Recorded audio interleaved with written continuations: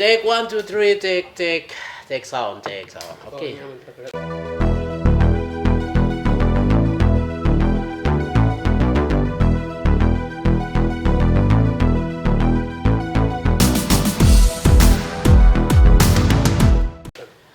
Halo sahabat-sahabat Indonesia, bahkan sahabat-sahabat muda Papua.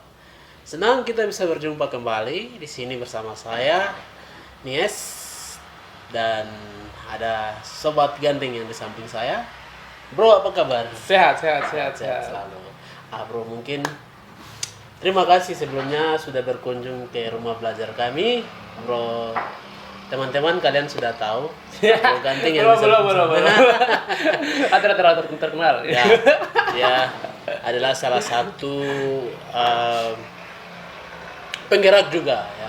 Iya. Salah satu anak muda yang menggerakkan bagaimana pendidikan di Indonesia, lebih khususnya di Papua, untuk memberantas buta aksara ya. Terus juga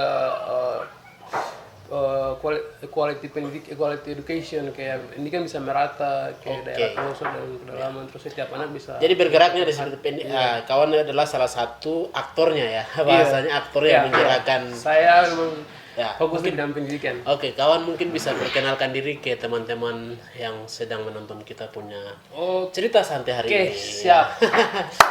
Oke teman-teman, perkenalkan nama saya Neas Wanimbo. BDW nama bersama. Iya, dia Neas, saya Neas. Jangan pada IE saja. Iya, betul. Oke, silakan lanjut. Jadi kan punya nama hampir mirip-mirip lah. Ya, tapi jangan bingung teman-teman. Ya. Beda I sama E. Ya, betul. Dan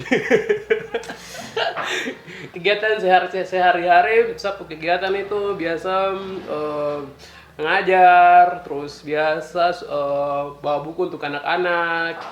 Kalau terus juga biasa bikin kegiatan-kegiatan anak, banyak sekali terlibat di kegiatan-kegiatan anak muda di Wamena, di Jayapura, bahkan di luar juga di Jakarta, bahkan di beberapa tempat juga. Jadi itu amazing sekali, itu sedikit terkenal. Iya.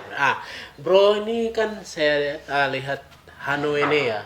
Teman-teman punya nama brandnya itu Hano ini ya. Mungkin kawan coba menceritakan kepada semua teman-teman muda dari Sabang sampai Merauke ya sedang menonton kita channel ini, coba bro bisa menjelaskan tentang Hano ini sedikit. Hano ini itu dia bergeraknya seperti bagaimana, visinya apa? Oh iya, betul teman-teman. Mungkin Tadi kawan bisa perlu perkenalkan. saya sempat lupa bilang juga, saya juga salah satu inisiator dari Hano ini. Wow, jadi luar biasa. Saya dan beberapa teman-teman, ada teman-teman yang bergerak di Wamena, di Jayapura, dan di luar di Jakarta. Jadi saya adalah salah satu inisiator Hano ini, di mana Hano ini itu dia bergerak fokusnya di bidang pendidikan. Dan kami mensupport adik-adik yang terutama anak-anak yang tidak beruntung lah gitu, anak-anak yang tidak mendapatkan akses pendidikan yang baik. Terus yang orang tua yang tidak mampu, terus luar biasa. Terus juga sekolah-sekolah yang bisa dibilang yang tidak punya fasilitas yang bagus gitu. Jadi fokus itu, dan Hano ini itu kita ambilnya dari bahasa Wamena, artinya itu kabar baik. Hano, jadi luar biasa. Betul. Saya luar biasa. Jadi Hano ini good news. Jadi kalau good news berarti Hano itu bagus, news itu berarti bene gitu. Jadi itu yang kita ambil. Jadi apa yang program kita akan buat buat anak-anak, buat sekolah-sekolah, terutama untuk pendidikan ya. Buat masyarakat itu bisa membawa kabar baik, bisa bawa sesuatu yang baru buat anak-anak di sana, buat lingkungan, buat komunitas. Luar biasa guys. Itu. Kita patut bersyukur buat kehadiran teman kita di rumah belajar kami di Sports ini. Kawan dia sekaligus berkunjung bercerita ya tentang aktivitas kita. Kita saling jalan-jalan saja. Jalan-jalan. Akhirnya kita mau bikin konten ini. Akhirnya bisa kesini juga. Jalan-jalan. Sebenarnya itu sudah rencanakan mau cerita-cerita sudah lama ya. Mau ketemu terus kapan-kapan ke Jayapura buang suara. Sampai sekarang baru bisa ketemu. Iya betul bro Nes. Jadi bro, hari ini memang butuh anak-anak muda yang menginisiasi membangun bangsa yang besar nih. Karena itu kalau bilang Indonesia, dia punya pulau kan besar sekali dan terdiri dari beberapa pulau-pulau besar. Apalagi Papua besar sekali. Tidak cukup sendiri Bapak Lukas Nmb dan Mamam Papua, tidak cukup. kita butuh pemuda-pemuda seperti bro sendiri, Iya. saya dan teman-teman yang lain Iya. yang bergerak untuk membangun sumber daya manusia Papua. Bro, saya dengar-dengar dan saya lihat-lihat beberapa kegiatan kawan di Wamena, bahkan dari teman-teman di sana. Terus saya ikuti juga kawan punya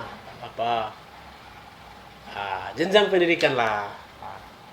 Kawan, Iya. saya dengar di situ kawan di satu artikel tuh saya lihat bahwa kawan langsung setelah wisuda langsung ke kampung. Iya. Kawan. Aman, kakak, adika, barangnya luar biasa. Nah. Mainkan saja. Ya, kelihatan kakak jadi. Yo. Oke, jadi begitu guys. Kawan kenapa bisa langsung ke kampung begitu? Ada motivasi tertentu yang kawan mau menceritakan kepada dunia atau menceritakan kepada teman-teman Papua atau pengen memberi sesuatu kejutan kepada orang tua? Coba kawan mungkin saya langsung kenapa ke kampung ya? Kenapa ke kampung? Dari pertanyaan itu lebih kayak ini ya, lebih kayak dimana saya punya pengalaman kan hitung sekolah terus di kampung itu satu kampung sendiri kita tidak memiliki alat-alat untuk belajar kayak buku bolpen begitu tidak memadai, terus juga guru-guru juga seadanya dalam arti kayak 1-2 orang, bahkan 1 orang yang mengajar dalam sehari di 6 kelas kan, dan kondisi itu sampai sekarang pun masih ada begitu. Jadi kita tidak bisa menunggu orang dari luar datang untuk mengubah kita kampung toh gitu. Betul. Jadi sebagai saya merasa saya sebagai orang asli sana, orang asli dari kampung, saya harus melakukan sesuatu, dan akhirnya saya harus pulang dan saya harus melakukan ini. Kalau bukan saya siapa lagi gitu kan, orang bilang begitu, tapi saya harus melakukan. Luar biasa. Jadi kawan langsung ke kampung. Iya. Bahwa itu satu memotivasikan orang tua juga. Jadi pada dasarnya orang tua senang lah dengan kehadiran kawan. Terus jadi memotivasikan apalagi adik-adik yang sekitar di sana ya. Betul. Ceritanya nih kampung Papua bagian mana nih kak? Jadi di kampung itu di Tangma, di Kabupaten Yahukimo. Berarti itu jauh sekali berarti. Dari Jayapura kita kalau ke Yahukimo naik pesawat, dari ke Tangma lagi naik pesawat bukan? Jadi bisa naik pesawat juga, tapi sekarang jalan masuk, cuman jalan bagus, masih belum ini, masih perlu ada perbaikan gitu. Jadi jalan masih kasar sekali, tapi biasanya sebelumnya itu pakai pesawat, dari Wamena baru naik pesawat ke sana. Wow, luar biasa men. Saya terinspirasi sekali dengan kawan punya inisiasi baik membangun negeri ini, dengan kawan punya teman-teman relawan yang luar biasa. Betul. Saya lihat itu ada teman-teman juga yang support kawan di Hanoi ini ya. Iya. Saya pikir hari ini anak muda membutuhkan movement seperti kawan. Inisiasi seperti kawan, karena Papua ini tidak cukup. Tadi saya sudah bilang sangat besar, apalagi Indonesia sangat besar. Terus kayak apa yang saya lakukan ini kan sampai beberapa tempat toh, itu baru kita mempunyai tempat sendiri. Dan itu banyak tempat-tempat lain lagi yang kondisi yang sama seperti itu gitu. Dan itu perlu ditolong dari inisiasi anak muda. Terus teman-teman anak muda di Papua itu kita harus kita yang harus bergerak gitu. Kita yang harus apa yang harus saya bisa lakukan untuk satu tempat ini, apa yang harus saya bisa kerjakan untuk satu tempat ini gitu. Kita terus bisa tunggu mau jadi DPRK baru kita mau melakukan itu. Itu cerita mati. Itu cerita cerita lain. Lebih bagus apa yang kau punya begitu. Akan kita yang kita menginisiasi dia juga sama yang saya punya juga sama Hanoi itu kita mulai dan apa yang kita bisa begitu. Kita tidak tunggu, kita mau kaya dulu baru kita mau bikin kebaikan tuh. Apapun yang ada yang pada kita itu Tuhan suka sih itu pakai barang yang ada di tangan kita untuk kita melakukan. Amin. Untuk menjadi berkat buat tumpu adik-adik, khususnya buat bangsa yang besar ya. Apalagi negara yang besar dan punya pulau yang memang kaya. Bisa kaya raya dengan pokoknya semuanya lah. Ada. Itu penting sekali ya ini ya, terutama kita anak Papua yang harus mengelola begitu, karena orang dari luar datang begitu, dong datang untuk eksploitasi, dong ambil tumpu barang, dong datang untuk niat jahat begitu. Tapi kalau kita anak-anak Papua sendiri yang tahu kita anak Papua yang teredukasi, kan anak Papua yang ini pasti kita sendiri mengelola itu tempuh masyarakat tuh tidak kayak sekarang lagi mungkin waduh kita tuh sudah lebih hidup lebih bagus gitu.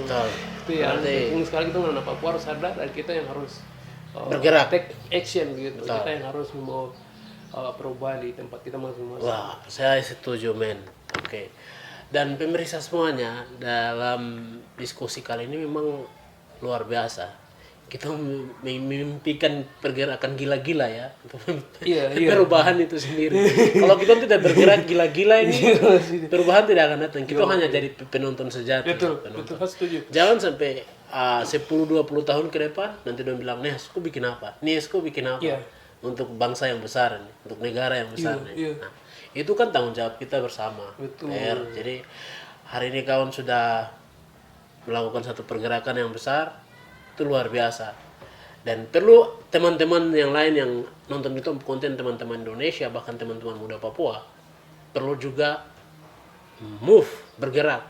Tanpa kalian bergerak tidak akan ada jawaban, tidak akan memberantas buta aksara dari lebih fokus ke teman-teman. Kalau kita kan memang di bidang pendidikan atau dan di sana banyak masalah sekali. Ada yang juga listrik, ada yang banyak sekali. Jadi kawan coba bisa ceritakan berdasarkan pengalaman kawan ke beberapa kampung di pelosok Papua, itu kawan bisa ceritakan apa masalah-masalah yang kawan temukan. Oke, jadi teman-teman, kalau saya sempat sekali beberapa tempat di Papua ini, dari Sorong sampai Meraukasu, kayak sudah hampir Hasu injak lah gitu jalan, dan juga bahkan daerah-daerah pelosok Hasu kunjungi ke sana, bukan kunjungi tapi saya memang saya di pendidikan, jadi saya kepo dengan kondisi pendidikan di daerah-daerah tuh begitu. Masih bahasanya masih terbelakang. Terbelakang dari jangkauan dari 3T lah. Ya, betul. Jadi ke sana baru kondisi di sana memang sangat prihatin sekali gitu. Kalau kita selalu tinggal di kota, tinggal enak-enak gitu, kalau datang ke sana mungkin kita bisa survive kayak gitu. Di sana hidup dengan sederhana, masyarakat makan dengan sederhana, terus hidup sederhana, tapi mereka kehidupan begitu, tapi mereka senang, bahagia gitu. Tapi tidak sadar kalau dengan kebahagiaan tersebut sebenarnya ada tersembunyi hal-hal yang kayak mereka tidak mendapatkan akses pendidikan, listrik, terus pembangunan, terus kesehatan, itu mereka tidak dapat begitu.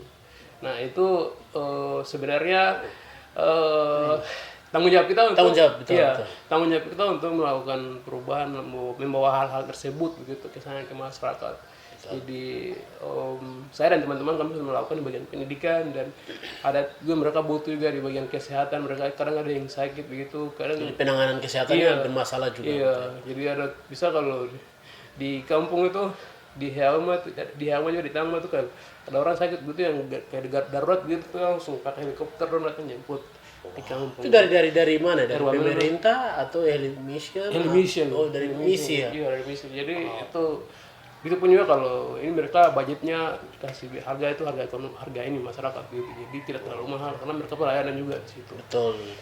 Jadi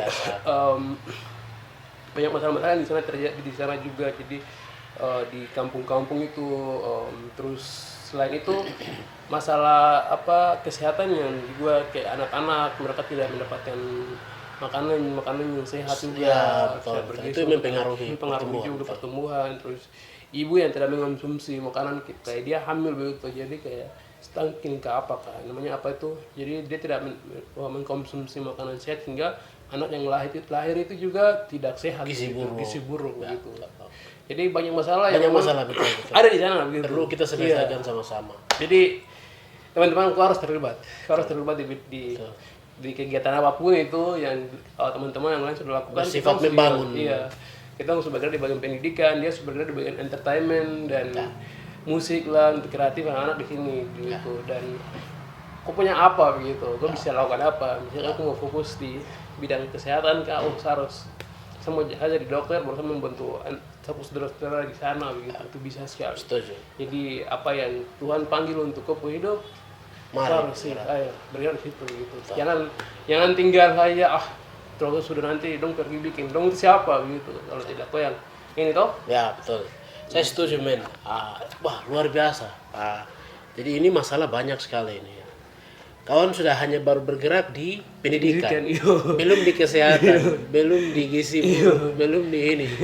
Sebenarnya berarti kita bisa menyimpulkan bahwa autis itu belum menyentuh masyarakat. Iya, belum menyentuh masyarakat. Juga kayak tadi masalah-masalah yang dari saya sebut itu, terus kayak di Papua tuh yang banyak kayak masalah politik juga besar juga. Jadi mungkin semua itu terjadi itu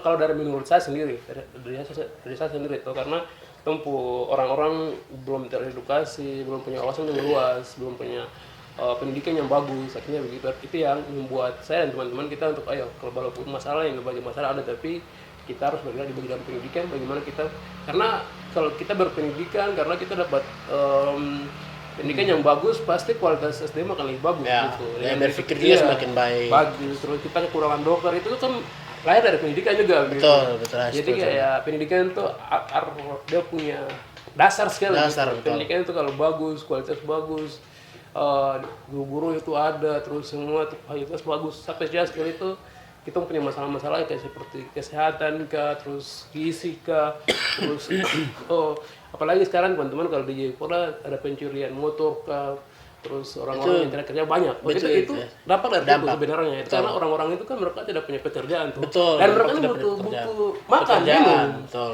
Kalau karena kita kan hidup manusia tuh. Betul. Jadi mau dan tidak mau, dengan cara tidak mau mereka mencuri, mereka ini karena mereka butuh makan. Kita tidak salahkan mereka, tapi mereka itu dampak dari ketidakadilan, ketidakbagusan sistem pendidikan gitu. Ketika mereka sekolah tapi mereka lulus, mereka tidak punya skill toh.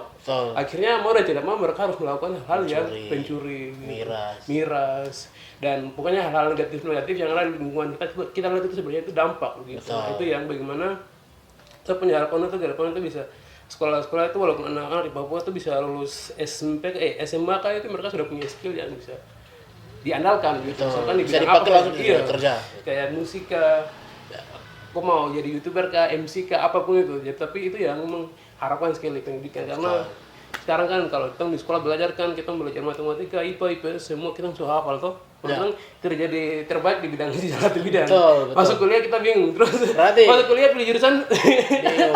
Betul. Ikut-ikutan toh. Betul. Ya. Tidak pilih jurusan dengan. Betul. Saya setuju bro. Jadi memang ini dasar sekali. Pendidikan dasar sekali kita harus. Saya dan teman-teman kita harus benahi betul. Karena kita yang akan urus bangsa yang besar. Yoi. Nah bro, saya pertanyaan satu lagi. Ini kan bro bilang di kampung itu banyak guru-guru yang tidak mengajar secara baik ya. Itu masalahnya apa ya? Oke.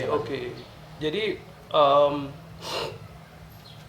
di sekarang ini sebenarnya di kampung-kampung itu dong buka sekolah banyak sekali. Kita dulu tuh kalau mau sekolah mau SMP saja itu kita jalan di kota ya, sekolah yang di kota gitu. Atau kita kalau waktu SMP kita itu dari Tangma ke Kurima kita bikin asrama di sana tinggal di mana gitu. Dan sekarang itu SMP sama tuh SD itu sudah ada di kampung-kampung bagus sekali. Tapi yang jadi masalah adalah dong buka sekolah motivasinya beda. Motivasinya untuk bukan edukasi, tapi motivasinya itu uang gitu. Motivasinya itu dengan adanya sekolah ini kita bisa dapat bantuan. Terus itu pun ada aktor-aktor yang memainkan itu gitu.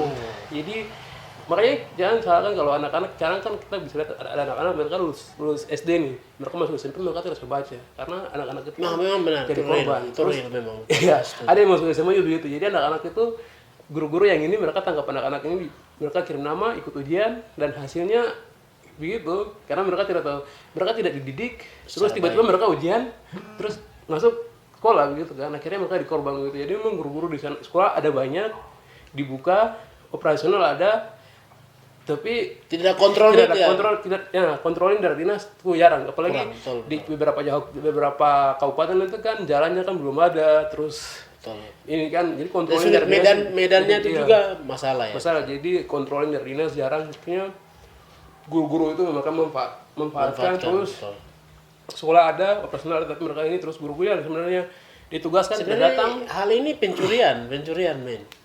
Orang kan Papua ini kan ibarat dan kekristenannya tuh kental. Iya. Tapi masih ada orang berani mencuri begitu ya. Ada banyak. kita Kristen itu Kristen KTP, Kristen itu bilang Kristen tapi tidak tahu Kristen betul atau tidak tahu juga. Dan mungkin mungkin juga karena apa ini guru-guru yang dulu tahun 90-an itu mereka lebih bagus walaupun gaji sedikit, walaupun gaji tapi mereka punya komitmennya, kualitasnya bagus. Sekarang malah gaji dia besar, uang banyak tapi tidak gini dan apa controlling mungkin pengawasan ya. Pengawasan itu memang harus penting sekali. Tapi sejauh ini saya lihat pengawasan dari pihak kalau sekolah-sekolah yayasan masih masih bagus. Tapi kalau sekolah-sekolah pemerintah, terus sekolah yayasan juga ada yang tidak jalan bagus kalau tidak controlling gitu. Itu yang menghilang. Jadi guru-guru di sana ada yang sekarang mengajar di kampung-kampung itu adalah guru-guru yang memang mereka punya hati untuk melayani lah gitu, punya hati untuk membantu kayak kelompok adik-adik sendiri begitu. Jadi dong itu yang mengajar. Guru-guru yang ditugaskan yang ada NIP-nya yang sudah ya di PNS di situ mereka tidak datang malah mereka tinggal di kota. Jadi itu memang sangat kalau masalah guru-guru ini memang sangat ini. Nah, selain itu kalau bicara guru-guru lagi itu mungkin dari pemerintah provinsi bahkan pemerintah daerah mereka dinas terkait belum ada kebijakan-kebijakan yang buat untuk guru-guru ini. Misalkan kebijakan kayak aturan-aturan yang mengatur untuk guru-guru ini mereka mengabdi di sana, kalau tidak mengabdi seperti apa, terus kalau dari dinas juga harus kayak pastikan mereka punya keamanan karena di Papua ini salah satu yang ini tuh keamanan begitu kayak keamanan itu mereka menjaminkan bahwa kalau kau jadi guru kita nggak akan pastikan kau akan aman, kau gaji aman, kau anak-anak akan aman, kau punya musim kau punya pensiun tuh udah aman gitu. Itu kalau begitu tuh baru apa sekarang ini anak-anak di Papua tuh minat untuk jadi guru sedikit sekali gitu karena kayak gajinya tidak pasti, terus keamanan tidak gini, terus kayak begitu tuh. Walaupun ada sedikit tapi gitu. Jadi ada kebijakan harus dibuat dari pemerintah untuk bagaimana orang jadi guru tidak mudah begitu. Benar. Di luar negeri tuh orang guru tuh harganya sekali. Di sini guru itu aduh. Karena ada guru ini kita bisa pintar nih. Kita bisa tahu bisa ini semua itu. Ini sementara ini orang datang belajar dari ini untuk menulis tuh. Guru yang ngajar tuh. Gitu. Oke guys. Jadi memang komplit masalah di Papua bahkan seluruh Indonesia nih ya. Kita tidak bicara masalah di Papua saja. Bahkan di Jawa, di pelosok-pelosok Jawa itu juga banyak masalah juga. Betul. Saya pikir ada gerakan-gerakan anak muda yang bertumbuh untuk peduli melihat bangsa yang besar nih. Dan saya pikir juga PR buat pemerintah ketika ada lihat inisiasi yang bergerak seperti begini bisa pemerintah juga bisa melihat. Pemerintah ini dan juga kayak perusahaan betul sebagai instansi yang terkait dengan kegiatan kita. Oke ya bro. Bro ini kita kembali ke Hanoi ini. Banyak sekali teman-teman. Jadi bro Ganteng ini dulunya kuliah di mana bro? Saya kuliah di Jakarta. Wow, luar biasa. Jakarta, terus sempat di Amerika juga. Wow. Exchange saja. Luar biasa. Coba bro bisa ceritakan. Waktu kuliah itu pengalaman paling membuat kawan rasa mau menangis tuh apa? Kalau kuliah ini. Oke, teman-teman mungkin kalau makan nasi kering bukan. Pengalaman satu lagi. Jadi teman-teman kita mungkin kayak pengalaman ini sih. Saya bagi pengalaman. Jadi waktu kita kuliah dulu tuh kita dari Papua ada sekitar 15 anak yang 15 lah di kuliah di satu kampus. Dan mungkin di antara kita anak Papua tuh sering ada rasis begitu kayak kau gunung, kau pantai begitu tuh. Saya sempat dulu begitu. Waktu kita kuliah itu saya karena ini tuh ada Wamena tuh jadi saya bahasa Indonesia tuh kental sekali dengan logat-logat teman-teman nih. Kental sekali dengan logat-logat Wamena ini tuh. Jadi kita kuliah di sana begini. Kalau ada salah tahu teman, tidak mau sebut dia dari mana, tidak mau sebut dia inisial, tapi salah tahu teman dia selalu mengganggu, dia selalu bukan mengganggu tapi dia selalu kayak ejek begitu dengan logat-logat, terus kayak isku bicara begini, terus kayak dia selalu begitu. Dan waktu sempat sekali saya kayak mau down, sempat sekali mau pulang. Saya bilang nggak mau kuliah di Jakarta karena kayak itu teman Papua atau teman Papua. Sedih ya. Iya, tapi terang mau disebut dia dari mana terang sebut dia. Jadi sempat sekali kayak begitu. Terus kayak ini saya sampai sempat menangis waktu itu ya, sempat sampai kamar mandi saya menangis dan saya sampai mengeluh ke saya punya dosen pembimbing begini tuh. Untung tidak bunuh diri ya? Iya, untung tidak bunuh diri. Kalau mau bunuh diri berarti kacau ya. Sekarang ini tidak ada itu. Betul. Oke lanjut. Jadi sempat sampai begitu, dan saya merasa kayak saya ini terlalu ini, tapi saya selalu waktu itu saya sampai saya harus pindah kos begitu. Dari dua kita tinggal sama-sama satu kos dengan teman-teman, orang harus pindah ke teman-teman non Papua untuk saya bisa lebih tenang belajar begitu. Karena kita belajar begituan sekali, teman itu tumpu teman dia tidak boleh baik juga, dan dia punya biasa putus.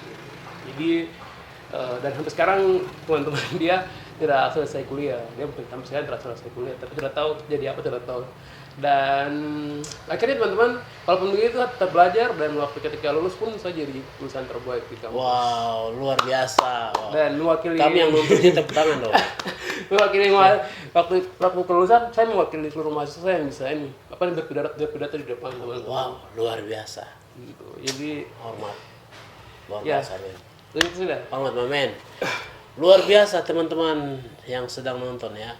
Tapi kawan sudah mengampuni ya teman yang waktu itu mengecek. Sudah berdoa. Sudah berdoa untuk dia. Amin ya. Tidak ini lagi, Tidak dendam lagi.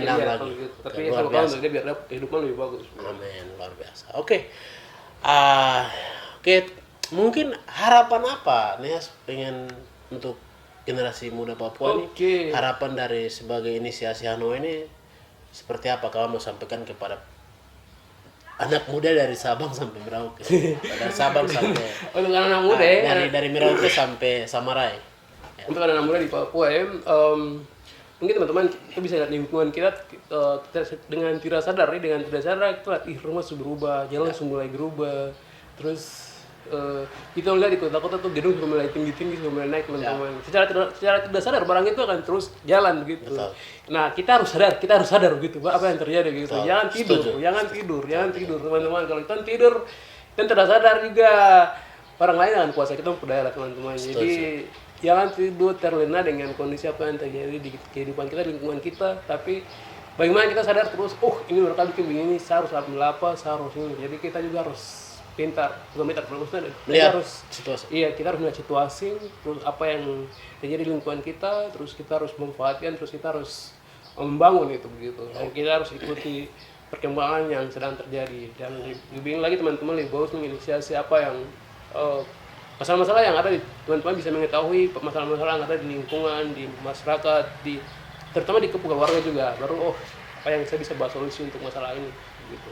Kita terus mimpi besar-besar untuk kayak jadi presiden kabupaten baru kan mau bangun hapu daerah, tapi mulai dari kupu keluarga dulu, untuk lingkungan, ke masyarakat. Apa yang saya bisa lakukan untuk ada masalah ini di lingkungan saya gitu. Jadi kau bisa mimpi besar, tapi kau harus mulai dari kecil. Tidak mungkin kau bisa mulai dari besar. Memulai dulu ya. Iya. Oke teman-teman, sahabat-sahabat yang sudah nonton kita punya diskusi santai, teman-teman boleh berkunjung ke websitenya Hanoene ya. Ya, hanoene.org. Teman-teman bisa berkunjung ke sana, dan juga teman-teman bisa japri juga, inbox juga. Betul. Kalau teman-teman mau jadi relawan, membantu. Teman-teman kalau mau bantu buku-buku, iya. bisa bawa ke Jayapura, ke Jayapura, di Wamena, di kawan Nias juga NN.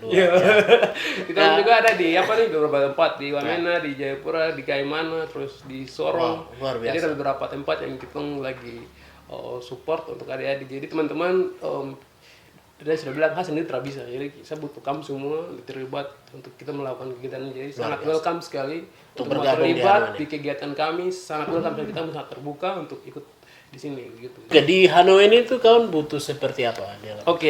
Kalau di Hanoi ini kami butuh kontribusi support dari kalian semua begitu. Selain jadi kami punya tim kekurangan juga, dan kami butuh anak-anak yang juga bisa punya hati untuk membantu melayani di kecuali seperti kayak organisasi begini. Jadi kami sangat welcome sekali teman-teman untuk berkontribusi, dan kami butuh juga support buku-buku yang untuk donasikan ke beberapa daerah juga, terus buku-buku yang layak baca, terus juga kalau teman-teman yang ingin mengajar juga kami sangat ini sekali membuka diri begitu. Tapi kami belum bisa membantu, tapi teman-teman kalau ketika bergabung dengan kami bisa berjalan sama-sama untuk membangun negeri. Oke, terima kasih guys. Mungkin dari semua pembicaraan tadi saya melihat satu hal positif dari kawan dia. jangan tidur nyenyak teman-teman. Kita harus bergerak. Karena kita adalah jawaban buat tumpung generasi yang sedang butuh pertolongan ya. Yep. Kita yang harus bergerak. Setuju. Jadi terima kasih Saudara Neas sebagai inisiator dan pendiri Hanoi ini ya. Iya. Luar biasa, Tuhan pakai, Tuhan terus memberkati. Amin. Semoga ada sponsor-sponsor, semoga waktu selanjutnya bisa melihat Hanoi ini punya program kerja ini ya. Siap. Oke, semoga ada bantuan-bantuan selanjutnya yang kawan-kawan bisa dapatkan juga dari Hanoi ini. Oke. Hanoi ini bisa terus berkembang, maksud saya seperti begitu ya. Amin. Ya, mungkin kata kunci apa yang kawan mau sampaikan ke semua warga yang sedang nonton, semua teman-teman yang sedang nonton kita pun. Mau kata mungkin berada. Oke. Itu saja. Begitu saja. Harapan. Oke. Mungkin diskusi kita sampai di sini dulu, teman-teman. Jangan lupa dukung Neas terus membangun negeri yang besar ini, dan jangan lupa juga mendonasikan buku-buku, terus bergabung juga jadi relawan untuk membangun tanah Papua yang besar, lebih besar lagi Indonesia yang punya pulau yang sangat besar-besar ya. Saya berharap diskusi kita kali ini ada teman-teman yang punya hati untuk membangun bangsa yang besar nih ya. Siap.